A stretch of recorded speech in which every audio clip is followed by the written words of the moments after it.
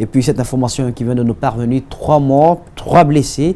Ce mercredi dans le quartier Bessia-Port 1, c'est un fromager vieux de plus d'1 siècle qui a abandonné ses branches, tuant 3 personnes et faisant plusieurs blessés. Plus de détails donc dans ce reportage signé Mamadou Seliouba Ibrahima Sori Kamara.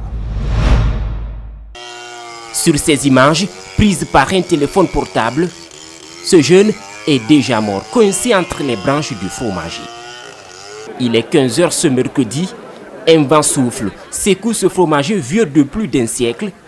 Les branches, rongées de l'intérieur, n'ont pas pu supporter la pression du vent. Elles se détachent d'un seul coup, alors que plusieurs personnes se reposaient sous l'arbre. J'ai en train de manger avec mes enfants. J'ai vu le babo en train, il a fait boum d'un seul coup. Après, il a tourné comme ça, il est tombé. J'ai crié en disant venez, venez, quittez, ça va tomber, quittez. C'est ce que j'ai fait. Ces cris ont sauvé plusieurs vies, mais 3 personnes n'ont pas pu s'en sortir. Elles ont été surprises par les branches. La mort est soudaine. Ce chauffeur dormait dans sa voiture, sauvé de justesse, tout comme cet autre rescapé qui profitait de l'ombre du fromager. Ce sont mes amis qui m'ont alerté du danger qui nous guettait sous ce fromager. Alors nous avons quitté en courant. Les autres n'ont malheureusement pas pu y échapper. Pour extraire les victimes, les secouristes ont eu besoin de tronçonneuses. Quelques minutes de manœuvre, les corps sont tirés, envoyés à la mosquée. Tous sont identifiés. Mon mère Kamara, lui c'est mon petit frère. Maman c'est Assila et Mustapha. Je ne connais pas le nom de Mustapha, je connais son prénom. La police et la protection civile ont participé aux recherches. Le fromager hospitalier a tué 3 personnes et en a blessé 3 autres.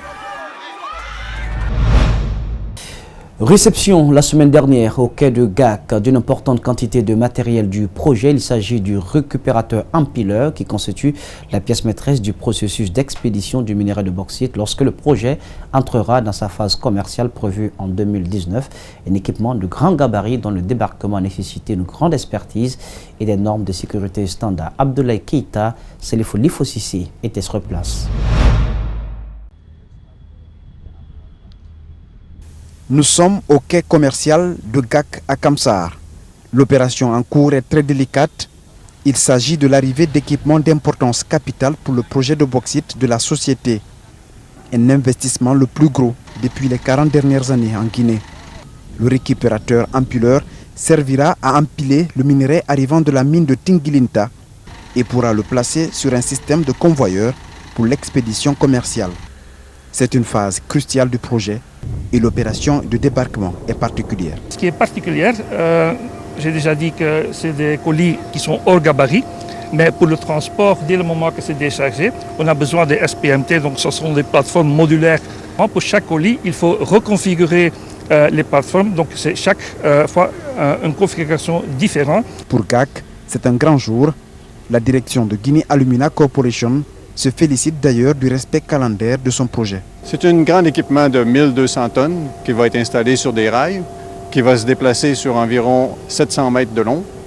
Et puis, comme je mentionnais tout à l'heure, va nous permettre de manipuler et transporter la bauxite. Son entrée en activité est prévue pour le 2e trimestre 2019, oui, l'année prochaine. Et puis, le projet est le progrès du projet est bien aligné avec les dates planifiées. Il aura fallu près de 2 ans à GAC à travailler avec tous les acteurs afin de faire de cette journée une réussite. Les partenaires du projet sont rassurés et confiants. À l'origine de ce projet, c'est 2 ans de travail déjà, entre les discussions commerciales, les discussions techniques, les plans, trouver le bon sous-traitant, parce que vous avez vu les équipements qu'on utilise, ce n'est pas des équipements qu'on trouve partout, donc on est obligé de le mobiliser, de le faire venir d'Europe notamment. Et après, ça prend des calculs en fonction de la taille des pièces, ça prend des calculs donc sur la taille, des calculs sur le poids, parce qu'on doit faire attention à ce que tous les chemins par lesquels nous allons passer soient en mesure de tenir le poids. Cette pièce-là fait 232 tonnes de mémoire, 46 mètres de long.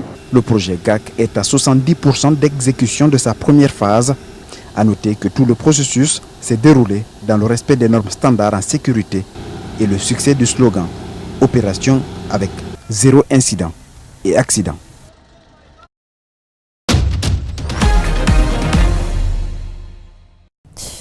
Hors du continent, dans la République autoproclamée du Somaliland, où la population se méfie du système bancaire, la monnaie n'a quasiment plus aucune valeur. Le règlement des petits achats du quotidien se fait par téléphone grâce à un portefeuille électronique. Reportage.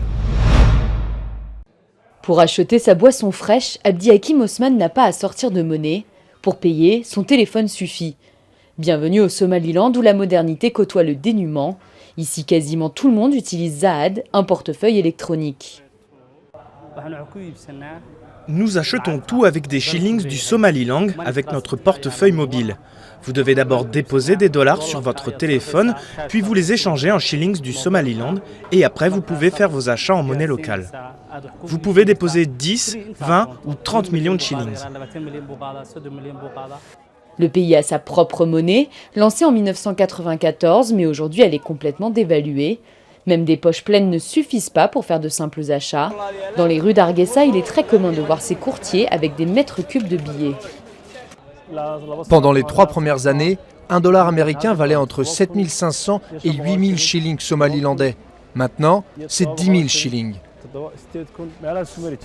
Le Somaliland, qui s'est déclaré indépendant du reste de la Somalie en 1991, mais n'est officiellement reconnu par aucun pays, n'a que 2 banques. Et la population se méfie du système bancaire. La population ne dépose pas son argent dans les banques gouvernementales parce qu'elle ne leur fait pas confiance. Ils préfèrent le déposer dans des banques privées ou sur leur portefeuille mobile. Et c'est ce qui a contribué à la dévaluation de la monnaie et par conséquent rendu le dollar plus fort. Aujourd'hui, Zahad compte 850 000 utilisateurs, soit un quart de la population. Les détracteurs de ce système s'inquiètent du manque de régulation. La monnaie mobile n'est pas contrôlée par la Banque centrale. Pour d'autres, cette nouvelle économie d'apparence moderne leur donne l'espoir d'une reconnaissance internationale. La police turque commence une perquisition à la résidence du consul saoudien à Istanbul dans l'enquête sur la disparition du journaliste saoudien au consulat du Royaume dans la ville. Une équipe d'une douzaine de policiers et de procureurs, y compris des experts médicaux légaux en bourse blanche, entre dans les résidences de Mohamed Al-Attabi au lendemain de son départ d'Istanbul pour Riyad.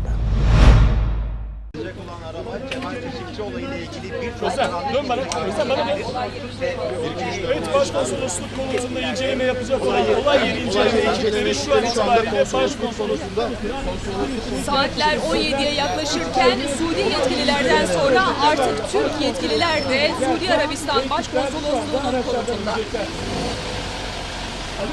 Eğilin arkadaşlar. Abi ekipler geldi. Eğilin.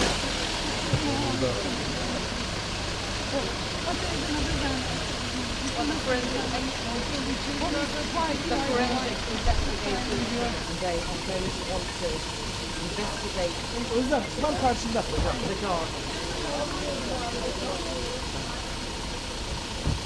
Hazırlıklarını yapıyorlar ve araç içerisinde yapıyorlar.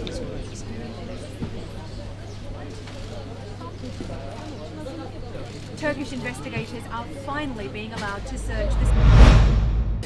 En Ukraine, les secours évacuent les victimes d'une attaque dans un collège technique de la ville de Kerch, en Crimée, où au moins 18 personnes ont été tuées et plus de 40 blessées. L'auteur de l'attentat est un élève qui s'est suicidé, selon le Premier ministre de Crimée.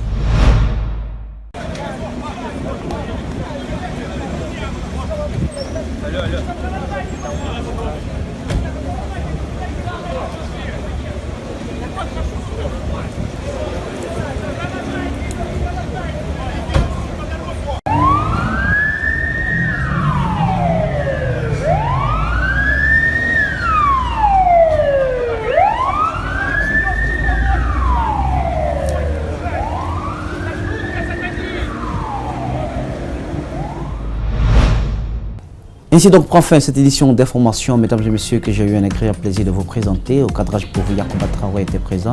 À la régie Mafata Sano, Lamine Sidibé, le tout sous la supervision technique d'Ali Kabé de Francis Collier. Ne l'oubliez pas, l'info c'est aussi sur espace-tv-guinée.info.